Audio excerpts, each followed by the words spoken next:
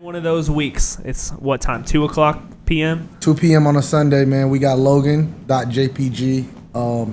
He is a friend of the podcast, a collaborator. I'm a friend of Jamal and Finn, and then I'm a friend of the podcast. Second. Exactly. So it's mob ties over here, guys. Yep. And this is our main shooter. And so, If you know anything about me out here is that I'm constantly shooting shots. Shooting shots, popping Glocks. Yep. Watch your step. It's dangerous out here. No, I'm just kidding. But no, man. All right, let's get this shit cleaned up. It looks like I pissed. I'm sorry. Yeah, you did, man. Why'd you have to piss all over? You know, we invite you to our house, trying to record an interview, and you piss all on the ground, dude. I get nervous around It's just other fellas. I get nervous and my muscles relax. Yeah, everything just kind of fell out. Oh God, you're hilarious, man. How you been doing? It's been a fucking 3 months, if I'm honest. But tell me about it. Honestly, this week has been kind of like, it's funny when you like press submit on like a project or like on an album and you know that it's all like completed. It's like all the rest of your worries just kind of are like, okay, that wasn't as big of a deal as I thought it was. And so I like got the album out and it was like a huge weight off my shoulders. And then I just felt like, okay, all this other anxiety was because this wasn't finished. You know what I mean? How long have you been working on it? I started it about 9 months ago. Nice. And it's been kind of like a busy couple months and then a break for like a month and a half and then like a busy couple months. And so it's really been about 6 or 7 months of working. Nice. Yeah. Okay.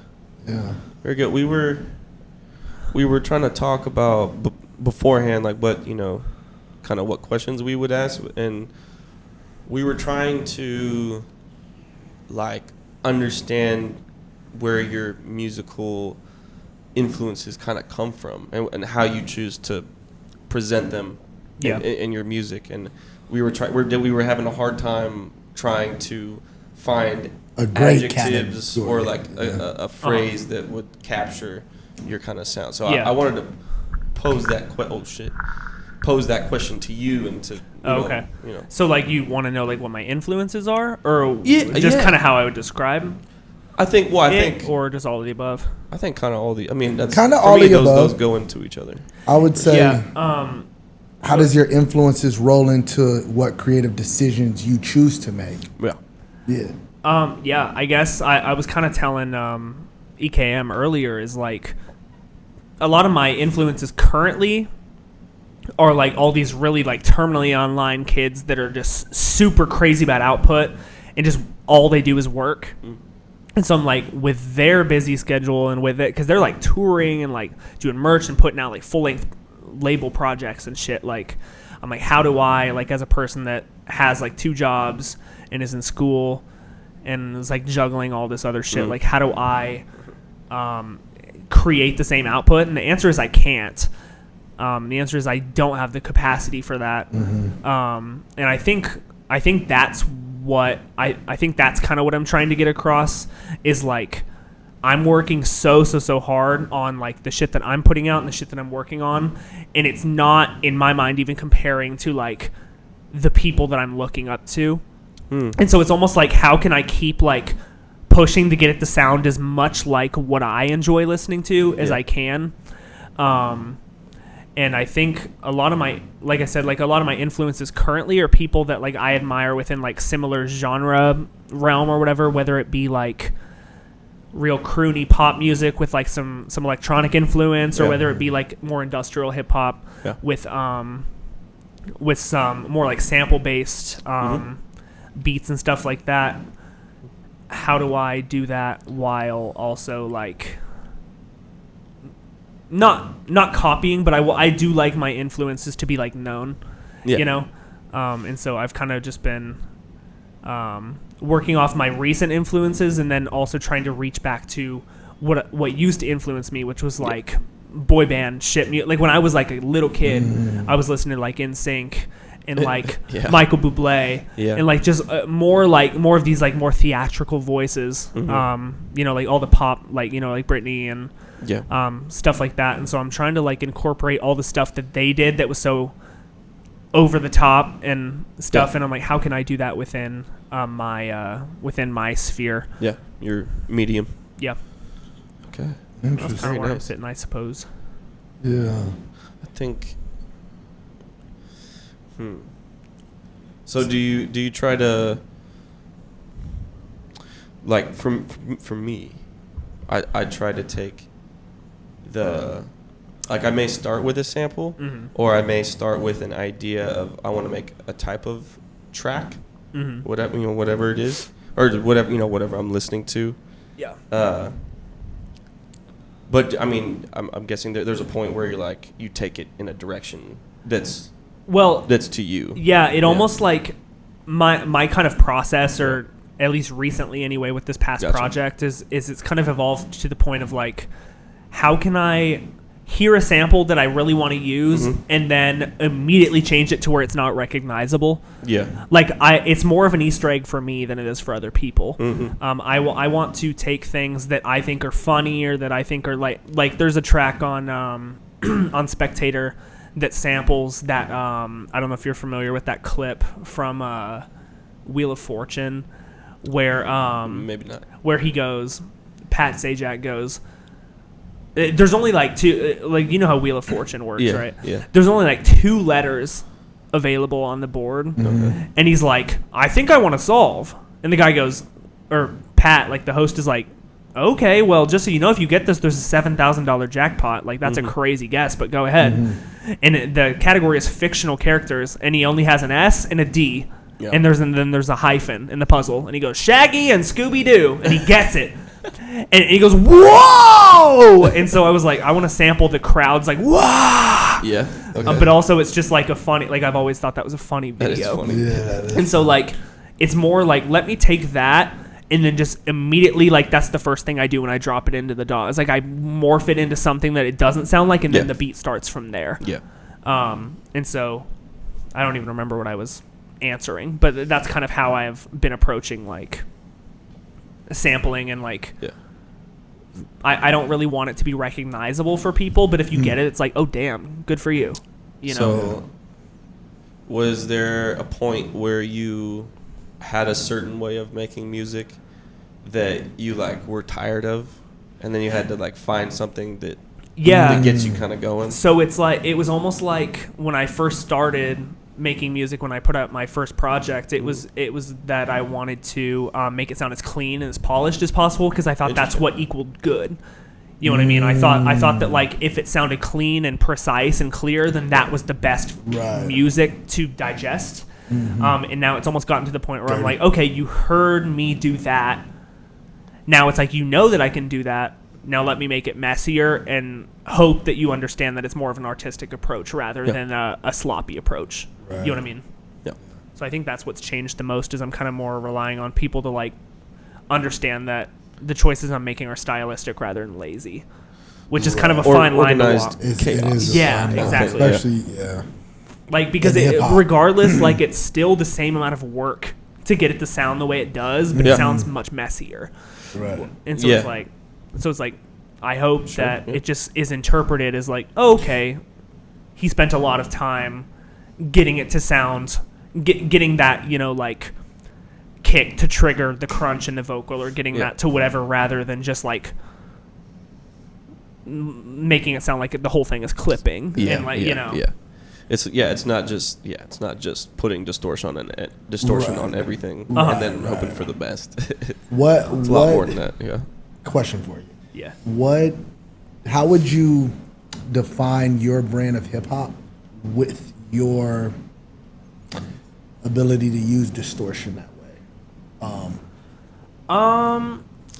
That's weird, because it's like, I definitely got the idea. I wouldn't say there's like a name for it, but I did get the idea from a small little genre of people kind of doing that similar, I'm not going to say how it's done, but doing that similar effect.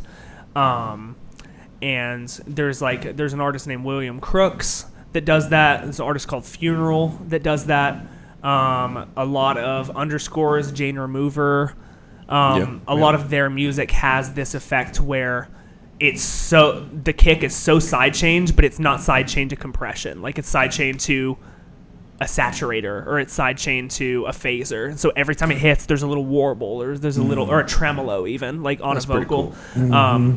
And it's really just like gave me a whole bunch of ideas. It was like, okay, there's not a right way to mix a vocal as long as it's consistent, and as long as you can tell that that's the pattern that's happening. And if you don't fuck with it, like you don't have to. Right. There's no right but answer. I think that for me, I've always just called it glitch pop. Yeah. Glitch pop. Because like it almost sounds like it's wrong. It sounds like it's glitching out. It sounds like it's not right. But it's, like I said, that consistency makes it intentional. Yeah. It's like a system being overridden. Yeah. By like a. Yeah. It sounds like it's like something. It sounds like it's like a virus. leak. Yeah. Or something in every whatever. Like it's the equivalent of like a really shitty like beat tag. Just kind of popping in every once in a while, and you're like, damn, that's annoying. I wish that would be out of here. But it also was adding the character of like the obscurity. Yeah. Yeah. So I was gonna ask you if I can find my question. It's slipping away. I'm reaching. I'm running. So I'm reaching the point. Me and Finn were having a conversation earlier, and we were, talking about your music and your stylistic choices and the things of that nature. And we both kind of agreed that there's something like really kind of punk about your brand of hip hop and your brand of glitch pop. Could you talk to us a little bit more about that? Well, like I said, I think it really banks off of the things that I'm inspired by and the things that I hear and then want to replicate in my own way. And I think from 2015 to 2019, I was super into the Midwest emo scene. Yeah. Really into those yelpy vocals, that kind of off kilter singing. And so I think a lot of times what happened was in a way to not bite any type of sound, and also in a way to not appropriate anything that I'm not you're not going to catch me rapping I don't know, like you from a different part of town or something. Or you're not gonna. So I had to find a way, and it wasn't even the fact that I searched for it. It was just the fact that it felt most natural to do what I was inspired by, which was real yelpy. And I think that's why a lot of my last EP, not Memory Wipe, but Saying It Aloud will complete the process. I think a lot of that was a lot of the samples were punk chugs, and a lot of songs that I'd grown up kind of enjoying because of their there's a Hotelier sample in there, there's a Nirvana sample in there. I believe there's a is it Boys Like Girls or Girls Like Boys? I can't remember the name of the band. The Great Escape. You remember that song? Throw it away. No, the song I know is there's a Blur song that's titled that though. Oh, okay.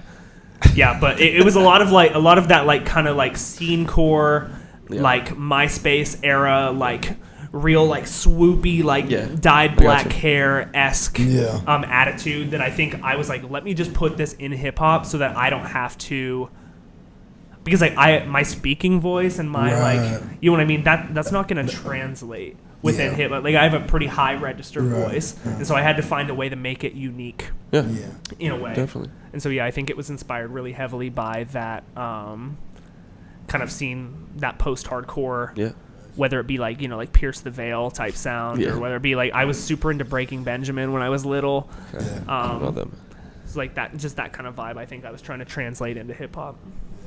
Okay, nice. Cool. Another question I have is, we also determined that there is very cool trap elements in your sound as well. And could you speak to us about where those influences come from as well? Because I feel like you have this kind of triad, if you will, of different things that's kind of weaving together, if that's the word. Did you say weaving? Woven. Woven Okay. together. Okay. Yeah. I don't use that word, y'all. I don't use that word. I'm growing. I'm gonna use woven. Okay, I'm glad I had y'all here to correct me on that.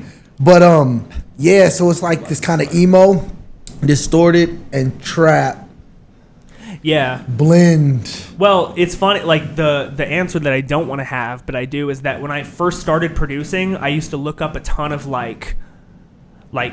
Travis Scott vocal chains, and I used to look up a ton of how do I emulate this so that I can tweak what sounds good and make it my own. And so a lot of times when I was trying to make shit quick and I was making parody tracks and, like little shit that I wanted to show people in my college courses and stuff, I would just like look up, okay, Logic Pro, Travis Scott vocal chain that like with stock plugins, and I would like learn how to do that. And I think from there, like with that kind of tight reverbed sound, with that like, I was like, well, I have to have beats that complement that type of vocal. And so I think a lot of the time, and that's what I was listening to a lot at that time too, 2016, 2017, it was a lot of Travis Scott, a lot of like Don Toliver, a lot of like melodic trap. Uzi for sure. Uzi. Which I think is where a lot of that punk element comes through as well. Because I remember when, what was it, Money Longer came out. Yeah. That was like the first Uzi track I'd ever heard. And I remember listening to that and being like, okay, so you can be like on a track, and it be like, and it work. So it was like, okay, he's kind of paving this way for me to.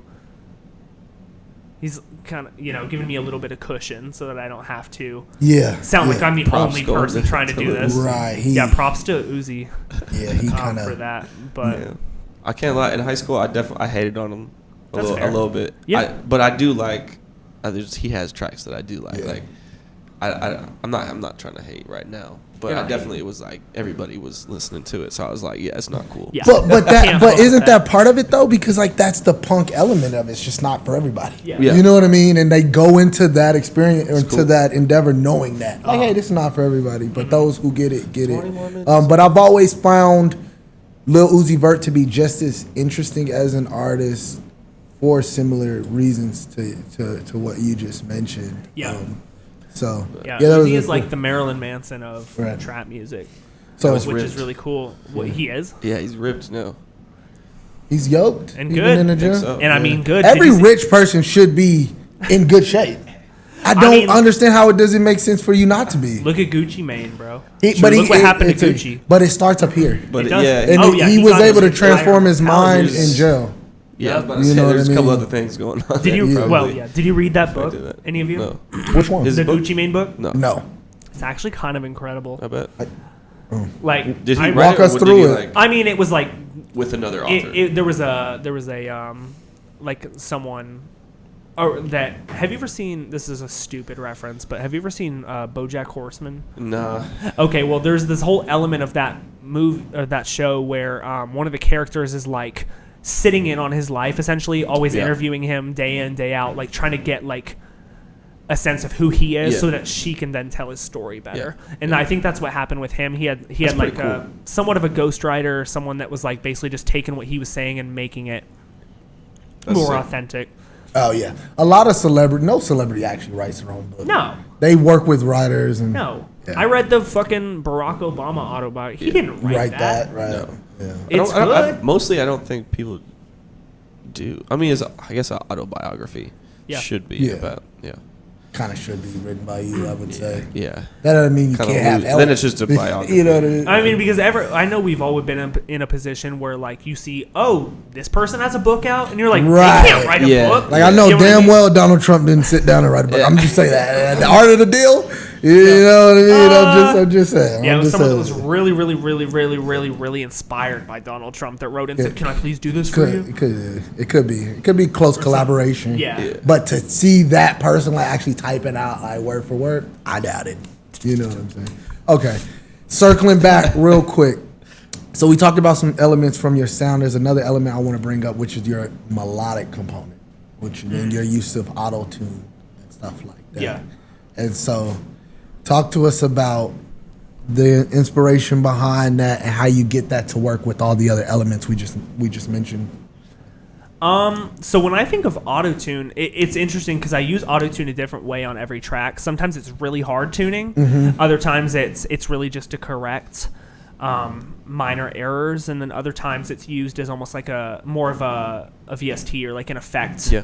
And so I think the majority of the time I use really hard tuning because I think people still in this year hear hard tuning as like kind of a taboo in music, and they hear it as like almost like a turnoff. Right. And I remember back in 2000, 2007, 2008, Mhm, when T-Pain. Kesha was putting out Kesha. music with real hard auto-tune, and it was like sweeping like just mainstream pop. Same way with Oh. T-Pain. Kanye, 808s and Heartbreak. Kanye, yeah, 808s was Lil crazy Wayne, for me. Lil Yeah, Wayne fucked with auto-tune. just in that way, and people were using it as more of a. They were leaning into that. Lil Wayne right now. More of an effect. Yeah, we don't gotta talk about more of a like new Carter. yeah, But, more of a effect. But yeah, it was just like, okay, we can still make catchy melodic music, and you don't have to like bank off you having a really good voice good raw like vocal. which like is so respectable. Yeah. If your music is like props to, I don't know, fucking Adele or something for Yeah, like yeah. having a naturally just great sounding voice. Yeah. But also if you're using compression, reverb, EQ, That's adding flangers, a lot. whatever, you're adding so much. So why is pitch correction cheating? You know what I mean? Like I hate it. I hate that mentality of people being like, well, it's just not me singing if I put pitch correction on it. I'm like, Well, yeah, it's not you singing if you compress the shit out of it and put. It's just, True. it just depends on what you want, and Yeah. like some people get, I don't know, butthurt or whatever that they, maybe their song isn't getting enough streams or whatever. It And could be they find that. something to be. I think mad I about. just don't know. personally enjoyed the doesn't idea matter. of it being uncomfortable for some and good for another people. I liked the idea of it kind of being a taboo Right. of using this effect. That it's like, okay, well, this does sound cool melodically, but it doesn't sound like natural, Yeah. and it doesn't sound. But and I knew that would drive some people away, and other people would be like, okay, this is a really cool stylistic idea. Right. It's like So I've always enjoyed that about hard tuning within music, is that it pushes some people away but really unites others. bro. It reminds me of like Parliament Funkadelic, but Yeah. Bootsy Collins. Like Right. bro had he was doing the most Right. when it came to like pedals, Yeah. especially in his studio, and like, but he had the most amount of fucking bass cabs. Like the whole stage is like is just vibrating when he's playing, Yeah. and he had this crazy overdrive, wah, all that, like just the craziest bass tone you could ever think Yeah. of, and like, Crazy. but like, yeah, and he's still doing that, and it's like he pioneered such a like so much crazy Yeah. shit Yeah. with I mean James Brown and like the JBs and like all the way through I'm the geeked 80s when I and, see a Bootsy Collins feature on a song. dude, now. you 'Cause know, it's always tasteful still. because he's like a fucking amazing producer. Yeah. Like he just like just oversees. Mm-hmm. He's like executive. And there's some people that have just been. It's funny, like it may not be like enjoyed by most, but there's some people Yeah. that have been doing it for so long Yeah. that it's like you've kind of cemented your spot in like this weird little corner, Oh, where yeah. it's like whenever people hear it, they're like, okay, I remember that you used to do that type of sound a long time ago, and they're like, we respect it. You've been doing it for so long, and like really sticking to that. Yeah. Which I hope to kind of do eventually too. The point where it's like you don't Innovation. have to 100% enjoy it, but you're like, okay, they definitely know what they enjoy performing. Yeah. Right. So like, or they definitely know what they think sounds good to them, and how they like to mix their vocal, or how they like to mix their beats, and like I think Or that's their bass, respectable or, as well. Yeah. Yeah. That's interesting. How do you balance that? How do you balance like doing what instinctively feels right to you, but maybe to a capacity where it might be such a new edgy thing, you there could be some insecurities that it won't be received. There isn't a balance anymore. Yeah. There used to be a balance. But I think as of now, at least, and I'm not saying the balance can't come back too, but as of right now, there's not a single thing on this project that I made because I thought it would sound good to other people. You know what I mean? Like, everything that I've been making since the Apathy Unit collab project has been like just kind of like, I like the way this sounds, and that's all that matters. Yeah. Yeah. I've If no one noticed. listens to it, yeah. then no one listens to it. Yeah. But I think there's gonna be that curiosity, regardless. And like, I don't know. I just kind of enjoy the idea of putting something out continuously in a certain sound, and then like getting a certain critique about it and not changing it. For sure. You know what I mean? Like, For sure. because if it's like, I make music to complete the song and be like, damn, I love that. Right. I really like the way that turned out. And I'm not making it to be like, ooh, I think this little sector of people are really going to fuck with this. Right, you know what I mean? Because that's not, what does that do for me? Right. No, that's a really good point. I think at the heart of artistry, like, that is like the purest form of like self-expression is to be able to like create, not create for other people. Yeah, like create to create and not create for other people. And so that's for me personally. I always tell myself that, hey, I'm going to create what I like and it's going to sell itself. And if it doesn't, I'm going to be okay with the fact that I like it, right? I have at the end of the day. At the end of the day, you were willing to put it out and you were fully behind it. That's the best you can do. That's the best you can do. Yeah. Like, and that without is the most. You don't want to compromise. Yeah. Yeah. No, Well, that's the most liberating part of putting music out. It doesn't feel liberating when you make something that is just for commercial success, but you know, I ain't finna listen to this. I ain't finna vibe it. In 10 years, I might cringe if I hear this. Yeah. You know what I'm saying? You can't worry about that because you probably will cringe in 10 years. True. But that's just because you're growing. Like, it doesn't mean that it's bad in the moment or that. That's true. I have this one cringe for the right reasons, I guess. Line on a song that actually didn't end up on the project. That says, like, there's a difference between painting for yourself and painting to prove talent. Yeah. And like validation. Yeah. Yeah, like there's not a point where I'm like making, or at least anymore, or at least for right now, that I'm making something where I think, oh shoot, is that going to come off wrong? Right. Like if I enjoy the sound of it, then it like lands in there. You know what I mean? Right. And so I think that's been kind of empowering in a way too. To be in a headspace, at least now, where I'm like, okay, as long as I feel that I've learned how to route this automation for this VST to sound good to me, or I've learned like, okay, I didn't know that I could do that before. Then I'm happy, right? I don't care if someone hears the phaser on one of the vocals and is like, oh, that sounded stupid, right? Because I'm like, oh, that took me a long time to figure out, or I've been trying to learn how to, do that. I'm still progressing myself. Yeah. Has that been a challenge of yours? Like, as an artist, accepting your raw expression for what it is and what you feel is right. Yeah. They are. Because it's I've constantly wrestled with the idea of like, do I do this for other people? Like a lot of my music has themes of like, oh, okay, am I making a fool of myself on stage, or am I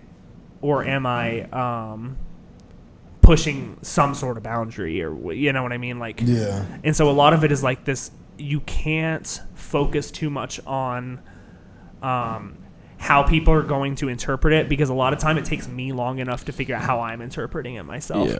And so like, whether I come to some metaphor or some, double entendre or something within a song or within something that I'm making, and I'm like, oh, I think that actually has some depth to it. Do I expect 90% of people to think about that route the same way that I did? No. It's the same thing as I think that as long as I am happy with the path that I created and I know the coordinates and how to navigate it, then other people, if they can guess their way down the trail, and that's fine. It's like poetry. Yeah. Yeah. The fact that it's kind of everybody like I want has people, their own thing that it connects interpretation. To. I can just make enough sense to me to where it can make sense in 5 to 8 different other ways. Yeah. For other people, and if it makes sense in that 2nd through 8th way, then like perfect. I'm glad you found some meaning in it. How long do you think it took you to get to a point where either like writing or producing or just making music, how long do you think, or do you think it is to a point where it's like, let's say you're very competent in laying down ideas like directly from the dome. How long do you think that took you to kind of build that up and like really? So let me see when. Really kind of get busy. Let me see when my second EP came out, because July 4th, 2024. So I don't really think I felt confident in that kind of expression until the end of 23. And I've been making music since 2017. Yeah. So It's more of a I don't know. I think you have to sit with your shit for a long time and be like, okay, now that this is aged, I see the reason that I made this, and maybe I don't agree with the reason I made this now. And it's different for everybody. Everyone comes to that realization in a different way. But for me, I've been so jaded by the idea of like, oh, I just want to make music because I want people to be impressed by it. And now I'm like, I want to make music because I want to be impressed by it. Yeah, it can't be coming from that space. Yeah, and that was for the longest time because it's like, I had this narrative of like, okay, I want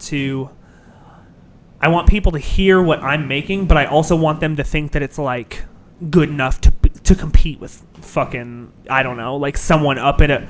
And now I'm like, that's not possible. Yeah. And that's not like what I'm doing, and what I'm trying to do is not something that I even want longevity for in terms of like, I want it to be like me in this moment. Yeah. And I don't want it to necessarily be something that people are like, whoa, whenever a documentation. It's not a statement what I'm putting out. It's just like a spontaneous thought. Yeah. It's just coming out, and I'm like, that's what it is right now. That's really interesting. And I don't really want it to be like pivotal and like, okay, this is when he was working on this type of sound, and this is when he was doing this and whatever.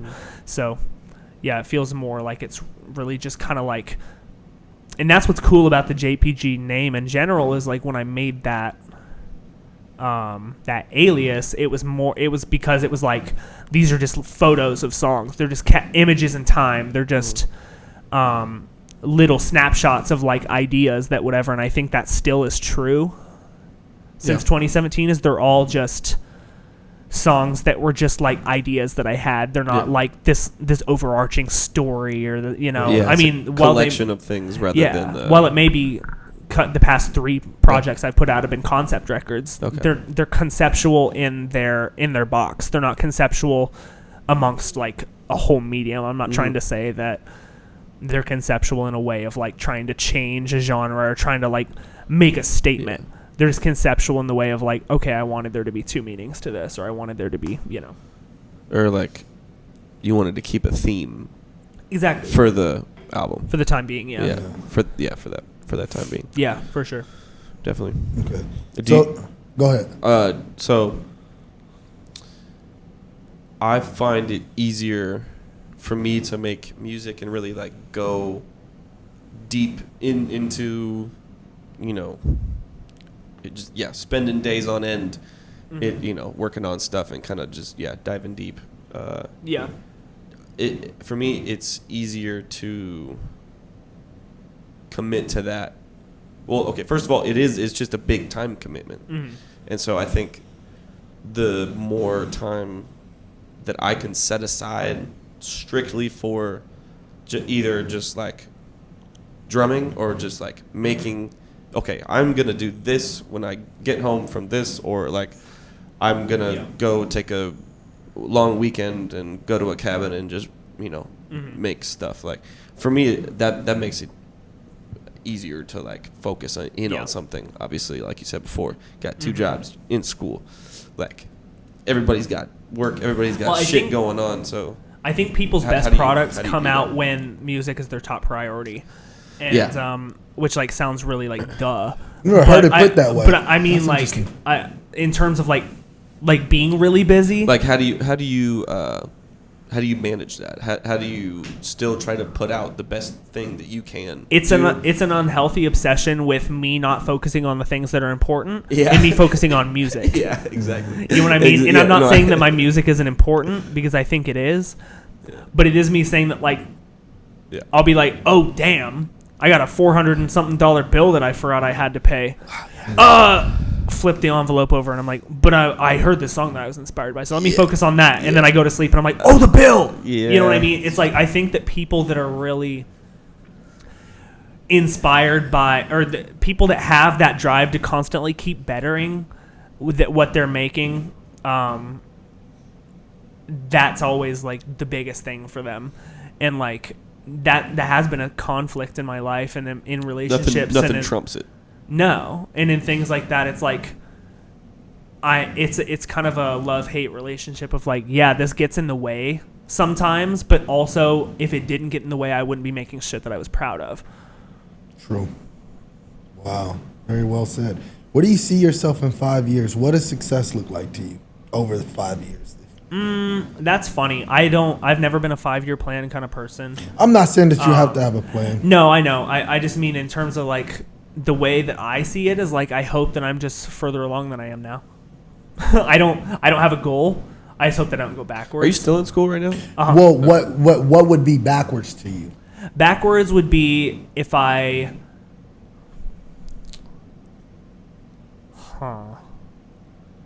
suppose backwards would be if I don't graduate. I don't know. If I don't do that. That's kind of been like my whole what I've been told by everyone around me, like as long as you finish school, then you've made it. You know? It's like I joined school. I'm in school. I've been in school for 6 years. I hate it. Mm-hmm. Yeah. But it's like that's the only thing that I feel like I'm like supposed to is be a doing practical and like logical like medium that relates to my one true like passion, if that makes sense. Like I don't have anything else really rivaling my music creation and my artistry besides school, because it's like, oh, I'm learning to do it better in a way.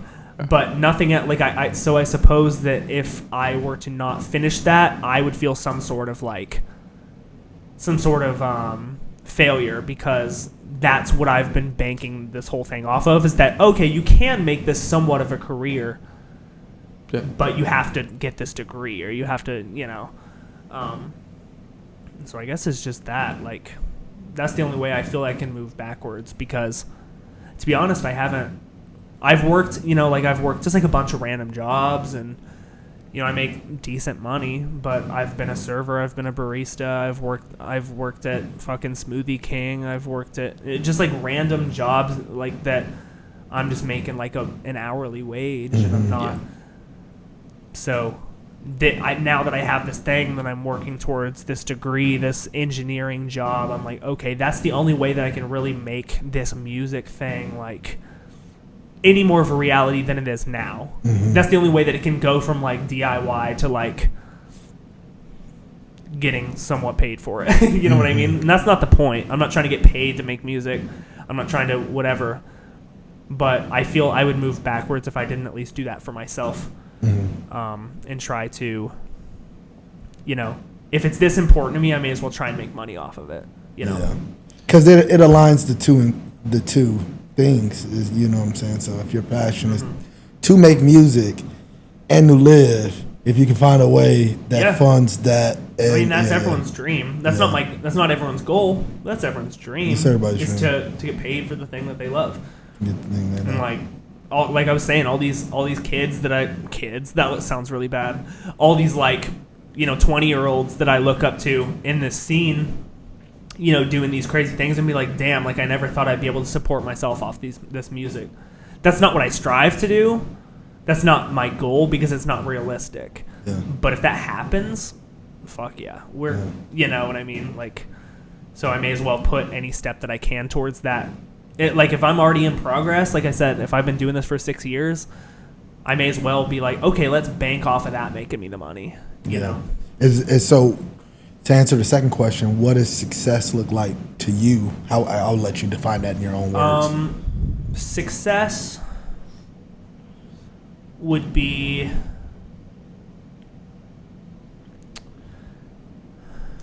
that's interesting, because earlier I was talking about how I don't want people to understand, or I don't need people to understand my music.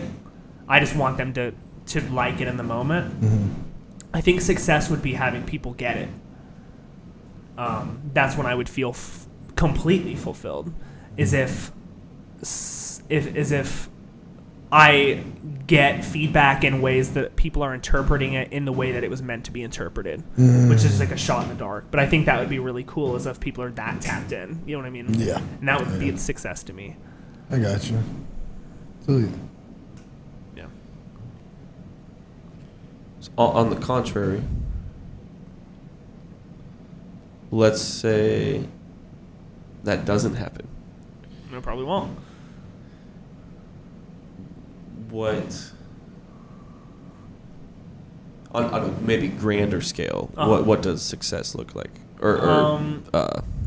Success looks like being able to support other people and being able to give other people's music the touch that I think mine had. Like, I want to be able to get people to feel that, like, satisfaction of when I complete a song and I'm happy with the way that I was able to make it turn out.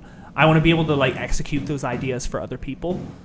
And so I think that would fulfill me, as if I can't get people to understand my music, I want to get people to understand others.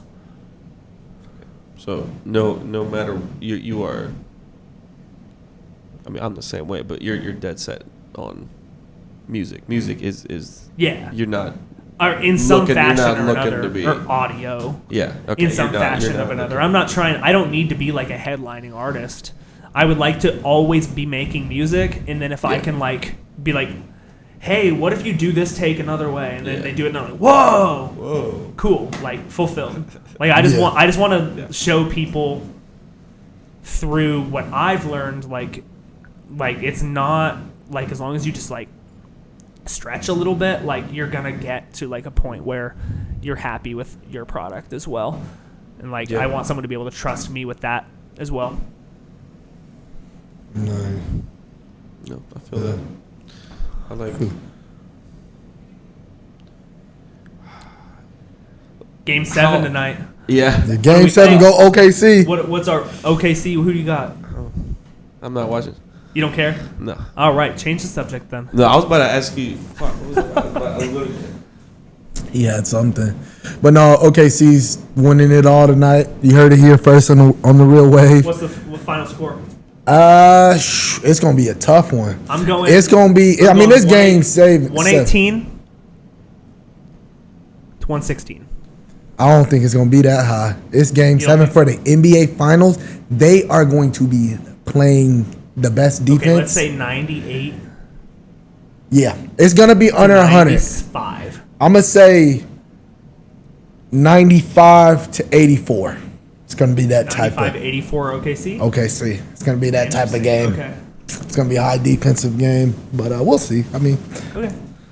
anyways, man, I think that's all the questions that I have for you. When's the album coming out? Album's coming out in 6 days. No. Don't listen to me. It's the 21st right now. 22nd. Yeah, today's It's the 22nd. It comes out in 4 days. Album out in 4 This days. shit comes out on Thursday night at 11 o'clock. Okay. Same time, 26th. Same time all other music comes out. Spectator. Spectator. The album. Backslash. Spectator. Got it. It'll be available everywhere. Bandcamp, Spotify, Apple Music, SoundCloud, Yeah. anywhere. Roblox. Anywhere you find music, It'll you be can on find. Roblox. You can use it on JPG. your Snapchat story if you want. Yeah. If you want. Do you Hell get yeah. free Robux if you pre-save it? I don't know. No? I don't really know how Roblox works, but Okay. whenever you're like selecting all the places you want it to distribute to, Roblox is one of them. I'm like, fuck yeah, people can listen to the same old shit. Someone on my back. Why do I even exist? Call it quits. Where can people find you on social Where can they media? find me? Yeah. If you type in LOGANDOTJPG, you can find me literally anywhere. But Instagram is probably the easiest place to reach me for booking, for questions, for links to my shit. You can find my merch there, which my merch right now and my merch probably forever is if you care enough to wear my merch, send me a message. I'll make it as cheap as you want, as long as you're wearing it. Like, I'll make you a product if you want it. I'll make you a one of one. Shit like right that. there. So, We got to talk more about that because you got this like nice like rain it's jacket. minimalist. Yeah, I do have a. I there's think a- Julian had it on. Yeah, there's a champion windbreaker. It's actually pretty fucking fire. Yeah, and I And the make logo I can make with the that patch. $30 for you. Hell yeah. Like, and it's We'll like talk. a $60 jacket. For So, sure. Damn, that's yeah, hard. So that's the thing. You can find me anywhere. I'm not a stranger, even though I'm a spectator. I'm not a stranger, so anyone can reach out to me, and I'm very quick to get back at you. So Thank you for coming, man. yeah, I Thank you appreciate you for guys being having here me with at us, the bro. Goku's. Yeah, man. Yo, shout out Goku's. Yeah, Shout out Goku's Bar and Grill. Bar and Grill for real. Ain't got no food or drinks. But No, that's Not coming yet. This summer. Not yet. This summer, Hey, Coming when this people summer. ask, we tell them not yet. Yeah.